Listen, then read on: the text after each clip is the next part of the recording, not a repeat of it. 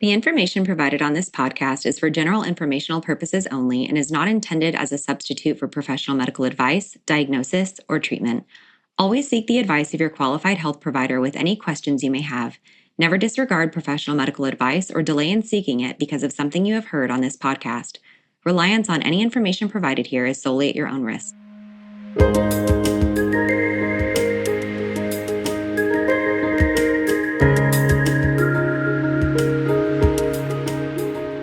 Welcome. This is Birth, Baby. Your hosts are Sierra Morgan and Samantha Kelly. Sierra is a birth doula, hypnobirthing educator, and pediatric sleep consultant. Samantha is a birth doula, childbirth educator, and lactation counselor. Join us as we guide you through your options for your pregnancy, birth, and postpartum journey. Thank you to our listeners for your continued support. If you enjoy our content, please be sure to like, follow, rate, and review wherever you listen to podcasts. This helps us gain visibility to other people that could benefit from listening in.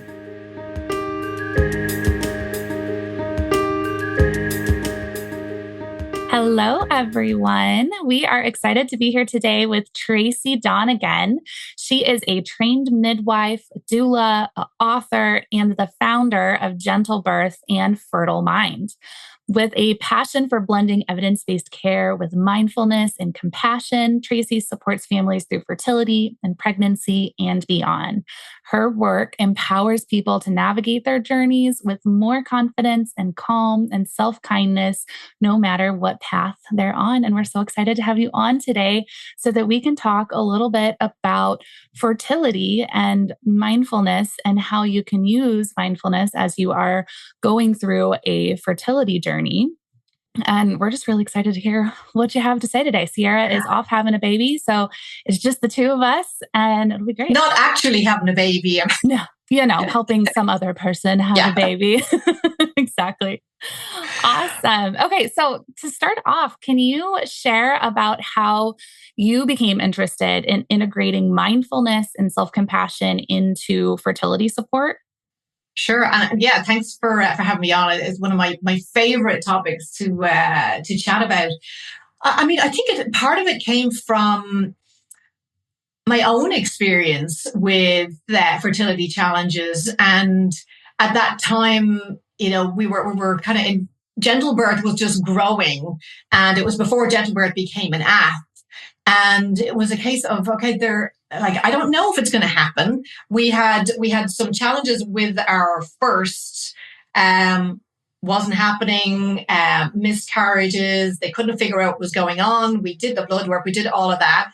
And nobody offered me any tools to help with the up and down, like this roller coaster that is infertility. We did come out of that eventually with a spontaneous pregnancy. And we were at the point of, we had done a couple of IUIs, and the next stop was going to be IVF. And I was like, I just want to, pump the brakes for a little bit, because I thought it was, I was young enough. I didn't want to rush into, I knew how invasive IVF could be. And I didn't know if I had the staying power to deal with such an intensive experience. So I thought, look, let's just, and it's the same old story that you hear, we're going to take a couple of months off, and we're just going to not think about it, because it is very easy to get obsessed with tracking every single symptom and tracking your diet and exercise. And so it was actually quite nice just to, okay, just let it all go for a couple of months. Just take a complete break. And of course, I know you're going to have listeners listening to this now going, oh yeah, that's the whole thing. Just relax. Mm-hmm. I wasn't thinking about that because I heard that as well. And I was like, or have a glass of wine and stop thinking about it. But it just got to a point where it was my focus every single day. And tracking and, what was I doing right? And the looking into your past, and I was just having this conversation with somebody earlier today. It's like, was it that, tequila filled night when I was, 22? Is that what caused this? And then you kind of start second guessing yourself, and there's a lot of shame involved as well. But we spontaneously conceived Jack, who is now 22. But it came around then again with our second, it wasn't happening. And we were back in Ireland at that point, and I went to my gynae, he did some blood work, and he was like, so I was like 38, I think, and he's like, oh, is there a history of premature or early menopause? Oh no! In your family? Like, don't say that word to me. Yeah, because my cycles had been a bit erratic anyway, but I thought I was stressed or whatever, and didn't really pay much attention to it. And but we'd been trying for a while, so I was like, yeah, my cycles are just off, and I'd been kind of tracking ovulation, and everything was just weird. Mm-hmm. So he says, I think we're just going to do some more testing, and it came back that I was perimenopausal. And so I had to go home and have a conversation with my mother. And I said, yeah, does this ring any bells for you? She said, oh, yeah, I went through early menopause as well. I think I was like 37.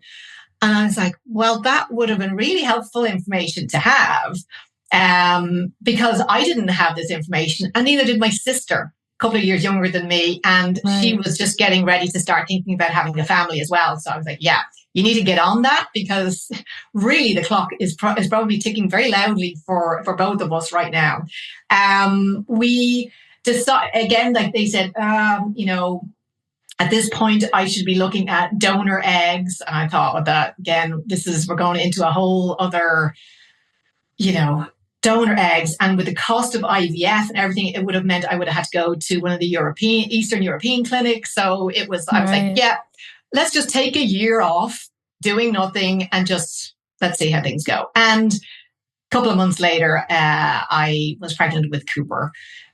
Very happily pregnant. And I joke, that I took my midwifery training very seriously enough to get pregnant during my midwifery training and have a home birth. So that was kind of my introduction, and just the whole, I guess, infertility industry really started to become very evident, and everyone wanted to sell me a cure for fertility challenges. But then as we developed gentle birth, over the years, I had more women coming back to me who were experiencing secondary infertility. So they got pregnant the first go around, no problem. And they'd used gentle birth. But then they came back and they said, we're really struggling. And we loved the resources and the tools that gentle birth gave us for that, little, psychological flexibility and being conscious about where we direct our attention. And I thought, okay, so there's something here. So we looked at the gentle birth program, and I was seeing how mindfulness was having such a positive impact in my own life, that I thought there's something there that can offer more women and their partners that psychological support that women just weren't getting. I spoke to, I would say probably 70% of the women that I work with have not had one question, and they're in active fertility treatments, whether it's IUI or IVF. 70% of them have had no conversation with their reproductive endocrinologist, with their team, about how they are doing mentally, how they're coping with the stress, or being even, the kind of counseling is just kind of like, oh, and if you need counseling, here's a number to call. But so for me, then creating a program that wasn't just about, reducing stress, and hopefully, because there's links about, does stress cause infertility, or is it infertility causing stress? So there's all of that kind of debate. Right. But I figured I wanted to give people a tool that would give them resources to support them through one of the most demanding journeys of their life, but without any guarantees at the end that I don't know what's in their future. I wanted to give them tools that no matter what, they would have something to support themselves through that event. Because I knew that, and we see with the current fertility rates, that there's huge numbers that are experiencing this at the moment. Yeah. And it's been growing, and all they're getting snake oil people trying to sell them a cure, but I didn't want to be part of it. I wanted to offer tools that I don't know if you're going to be pregnant ever. I don't know if you're going to carry a baby to term, and your idea of what a family looks like may have to change. So I wanted to provide those tools and it's what we call kind of meaning-based coping, skills for acceptance and self-compassion being a huge part of that. To be able to kind of shift their focus a little bit to what would our life potentially look like if my dream of having carrying a pregnancy to term, if that doesn't happen. So that's kind of where I kind of came into it, and with the app, and it's just I think even for people who aren't at that point of going for treatment, once you've been through a couple of cycles, you're like, it's not happening, and it's that little voice in the back of your head of, okay, what if it's not happening? And these days now, I usually, if someone's young and otherwise kind of fit and healthy, I'm like, don't wait 6 months, don't wait a year to start.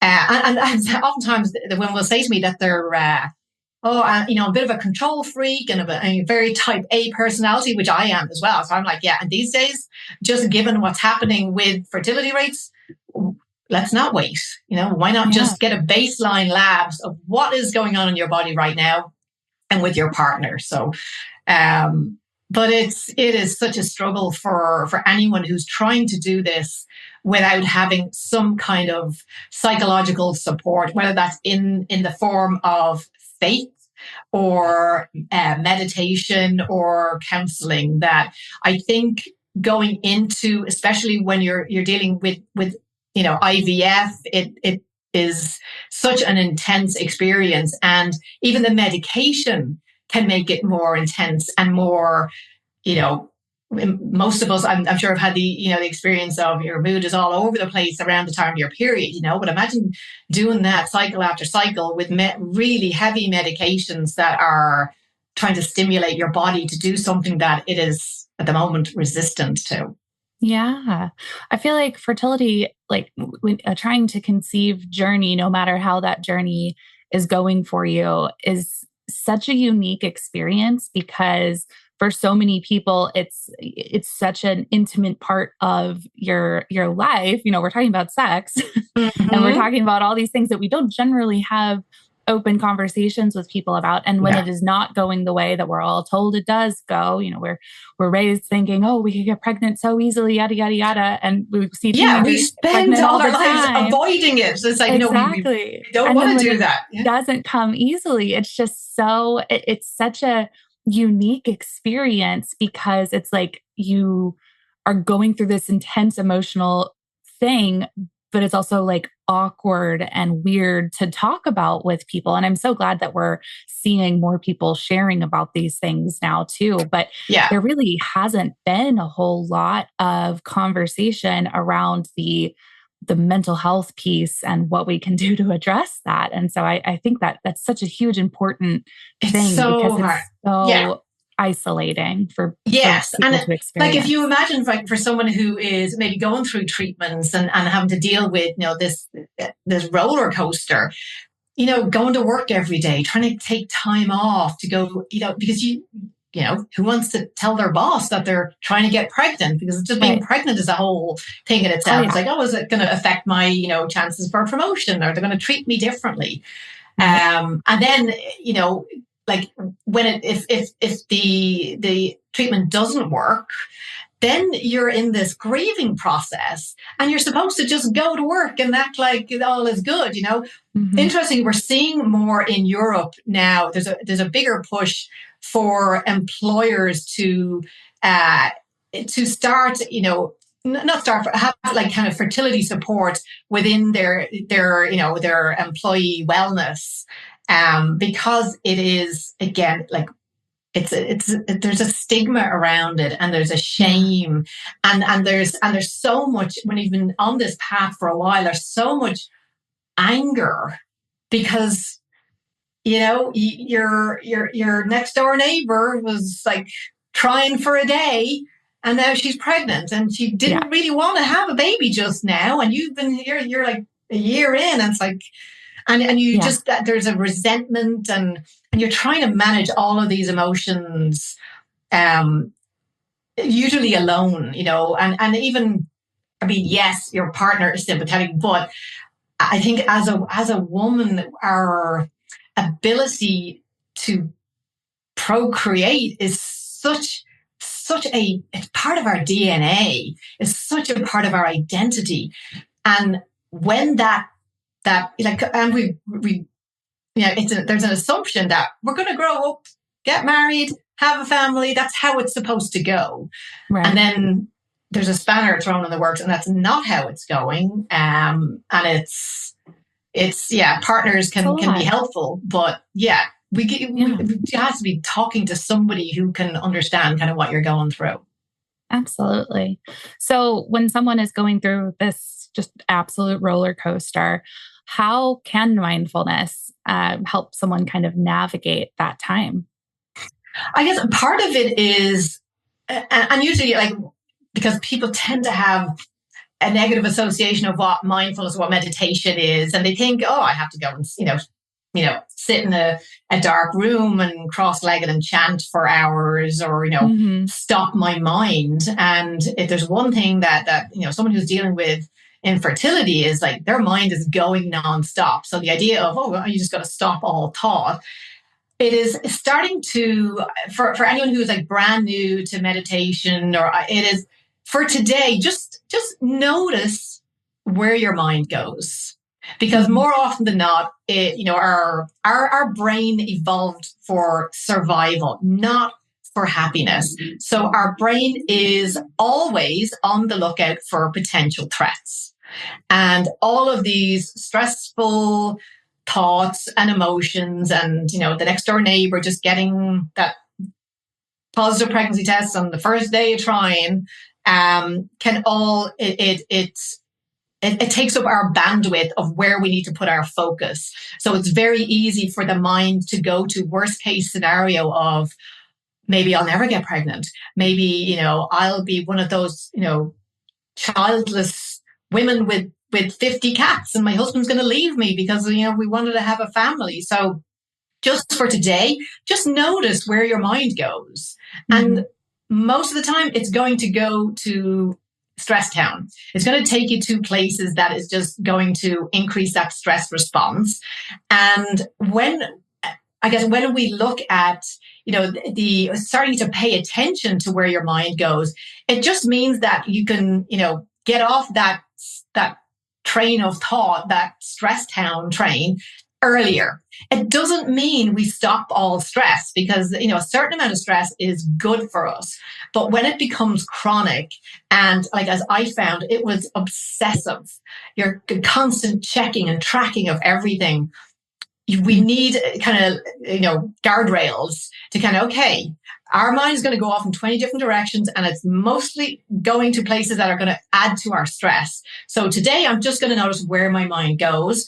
And when you realize, because most of the time we're on autopilot, we're not paying attention. So what you start to notice is, my mind goes to stress town a lot. It doesn't mean it's never going to go to stress town again, but it means we get off the train a lot sooner. And then we bring our focus back to something that makes us feel good. So I would usually talk about noticing, and then simple things like we do in gentle birth, asking yourself, is this thought helpful? Mm-hmm. And if it's not, then again, it's like, I'm taking back the power. This thought is not helpful for me. And if I have a thought, that's trending and it's making me feel really good, then I want to keep trending in that direction. Like, how does that thought feel in my body? And it's not about, dismissing or it's not a band-aid for difficult emotions. As you start to practice a more mindful approach, and I don't like to think of it as a technique. This is an approach to life, really. You start to pay attention to where your mind goes, and then knowing that, the default of my brain is going to automatically go to worst case scenario, but I don't have to stay there. I can redirect my thoughts. And I can start to be more accepting of, yes, these are really difficult, powerful emotions that I'm dealing with, but it's part of the journey, and I don't have to spend so much time and add more kind of fuel to the fire. So noticing, then being that awareness of where the mind goes and just spending less time there. How does it feel in my body? Does this thought feel helpful? That's, I think, a very simple way to start. Just start to pay attention to where is it going when I'm not watching, and I guarantee you it's not going to sunny beaches. Yeah, it's just practicing, loving yourself, like showing self-compassion, and we focus so much on loving the people around us and being, so kind to everyone around us, and then we are so awful to ourselves. And oh my gosh, I couldn't get pregnant because my ovaries are shriveled up or whatever. Like all of these things that are just sometimes not true, often not true, and absolutely not helpful. We don't have control over our egg count. No, and it's again, like coming back to other practices of like controlling the controllables, and as much as possible, all we could do is stack the odds in our favor of coming out the end of this journey mentally and in a good place. Emotionally in a good place, and hopefully spiritually in a good place, no matter how that journey has evolved or changed. Because there's some really interesting research. I did my COVID project.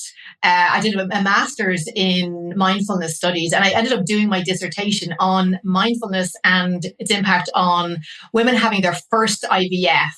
And I did a kind of systematic review. And what was interesting was, so again, like my own experiences here in Texas, was so few women were being asked about their emotional life, their mental health.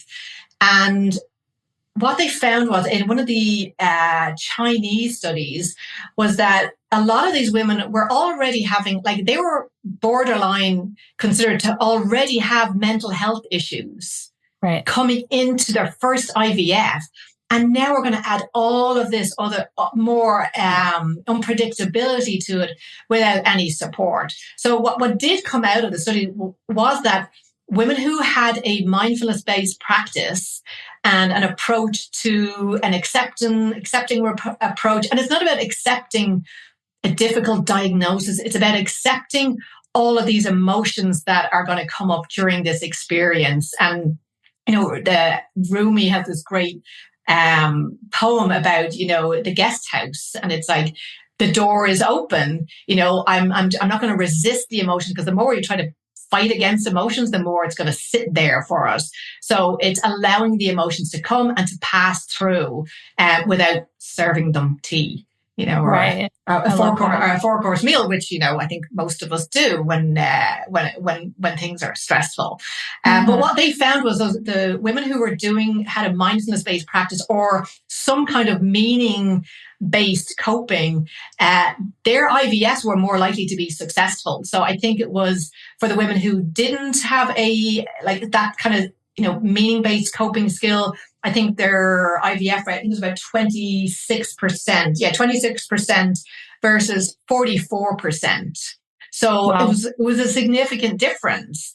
But again, for me, it wasn't about, but of course it's about, yes, helping them achieve that pregnancy, but it was much more about how they get to that point emotionally. And if it doesn't happen, what tools do they have to support themselves as they move forward with different plans. But self-compassion, that is so challenging for women that there's almost some of the women that I work with, it's an aversion. It's like, that's weakness, because we're so used to, we need to do all the things because the world will stop spinning on its axis if we stop doing all the things and being all the things. So being able to talk to ourselves, like self-compassion is such a deep evolutionary trait that we need to nurture others. Yeah. But we have a very difficult time turning that on ourselves and talking to ourselves like we would a baby or a toddler that was having a really hard time. Like I would say to women, like, what would you say to your sister that is going through this? You wouldn't berate her. You wouldn't tell her, have a glass of wine and relax and, you're overthinking things. But that's what we think it's okay to say to ourselves half the time. And we just need to, crack the whip. And, because if we're doing anything less than that, we're just, so hard on ourselves. And actually, is it Kirsten Neff? I think actually she's based here might be based here in Texas, has done some really lovely research on like the evidence behind compassion practices and being kind to ourselves. But it's such an alien concept for so many of us. And I think this is a really great opportunity to start that practice, because if we do, find ourselves pregnant at some point, motherhood can also, be a time where we give everything to everybody else but neglect ourselves. And I was just thinking that, it carries over into pregnancy when we push ourselves so hard in the early days when you're miserable and sick. And then later on, we're not, how many times as doulas do we tell our clients, well, the reason you're having so many Braxton Hicks is because you have been running all day and you haven't drank any water. So sit down, take a break and drink some water. And then in motherhood, we beat ourselves up. Oh, yeah. It's just, so I think this is don't say it's a great time, but this is an opportunity to really hone those skills of self-compassion now before, you actually find yourself in motherhood or not, or whatever. It is never going to be a wasted skill. And we tend to think, oh, well, compassion, like everyone's compassionate, but to offer it to ourselves takes practice, and to remember to offer it to ourselves takes practice. And I think for anyone out there who is struggling at the moment, one of the interesting things, and you'll be really aware of this as well, is that for those women who are going through fertility struggles, and there was some nice research on this as well, that even if they've been through fertility struggles and now they're on the other side and they are pregnant, there's a significant percentage of those women who are continuing into this pregnancy with mental health issues. And if that's not addressed, then we know we're already starting from a point in pregnancy that is not good for fetal development, and we see these associations in the research. So I think anyone out there that's thinking, I'm okay, I can manage, really spend some time thinking about what tools do you have to support yourself during this, and find what works for you, whether that's meditation, prayer, counseling, but do have somebody that you can unload on and share those because they are kind of powerful emotions. Yeah. So for people that are wanting to, maybe they're going through their own fertility journey right now and they're wanting to start implementing some of these practices, where would you say is a good place to start for them? Before they even forget about apps and things at the moment, just start to notice your thought patterns. And by asking that question, is this thought helpful? You're interrupting that thought pattern, because we all have these habits of thought that, usually aren't so good for us. Mm-hmm.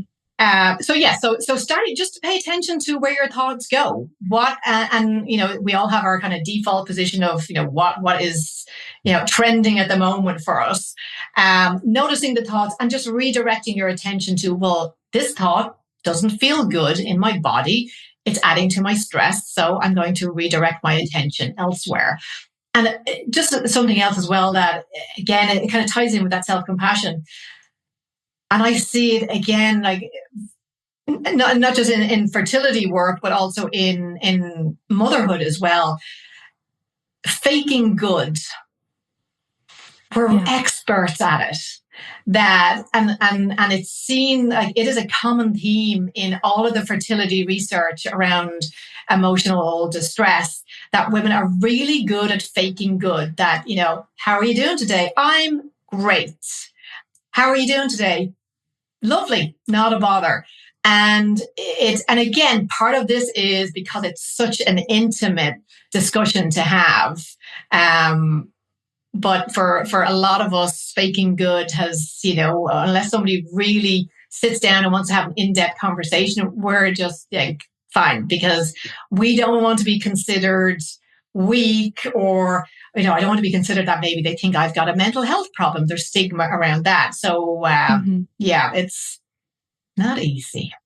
It's not. There's so many pieces to that picture, but I think you're absolutely right. Just starting to shift that experience from early on is going to make such a big difference. And it is cyclical, to drink a glass of wine and relax. Well, that's not going to fix the problem, but it can help with the fix to the problem. Our stress levels do affect things. And even if you're going through IUI and IVF and all of these other things, your stress levels are going to affect that. So finding ways to handle that and work through that is going to make for a better experience. And, even if, as you said at the very beginning, even if this does not result in a pregnancy, this is going to help you manage that process and hopefully, go on to get through it and come out the other side in a happy and healthier way.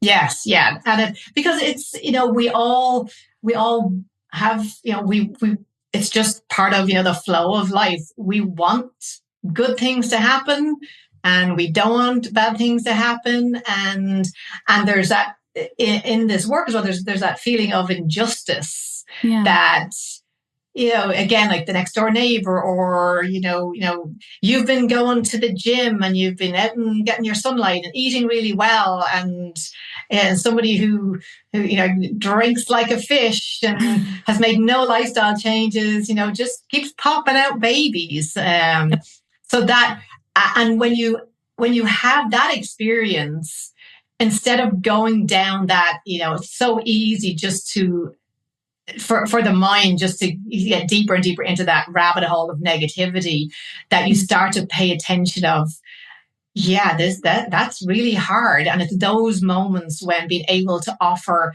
yourself that self-compassion. And Kirsten Neff, she has such a lovely practice of just recognizing. It takes a couple of seconds to do, but it just means in the moment when you're experiencing that really difficult emotion, that you recognize that you are a human having a very human experience, that this is, and you're not alone, because there's so much isolation around this, that there are millions of other people around the world that have had this experience or are having a difficult experience right now. And offering yourself that hand on the chest, just offer yourself that extra little bit of compassion, because it just interrupts that spiraling thought. And it's great for inducing oxytocin in the body, that nurturing feel-good hormone, which we all could do with a lot more of. Absolutely. So if people want to connect with you, learn more about what you're doing in the fertility world, and learn more about your app, Fertile Mind, where can they go to do all of that? Yeah, so they'll find, if they just search for it, the website is fertilemind.app for the app itself, or ask at your clinic, because we've started working with some clinics so that they can offer it to, especially if they are not willing to have on-site mental health, or haven't really, and that's a whole other conversation about the IVF industry as such. So ask at your clinic, or you can get it at fertilemind.app. And then for anyone that's interested in, I do photobiomodulation as well. So red light therapy for fertility. And that's again, we're going back to root cause of why is there such a high rate of infertility in the world at the moment, and especially in the Western world, where Nobody is outside getting any sunlight. Everyone is low in vitamin D, and then they take supplements, which are only one part of the vitamin D. They're missing another 40 to 50, which we only get from UV rays. So there's so much, and then we're sitting under artificial light all day, which is not helping our reproductive systems, our hormones. So fluorescent lighting is the bane of our existence. Yes. Yeah. Absolutely. Thank you so much, Tracy. I think this was really valuable. I can't wait to share this to all our listeners. We'll make sure we link where you can find the app and where you can find more about Tracy in the show notes. She's located here in Central Texas. So if you're in this area and wanting to connect with Tracy, learn about her red light therapy and all of these amazing offerings, you can go to the show notes and find that there. But thank you so much for coming on. This was great.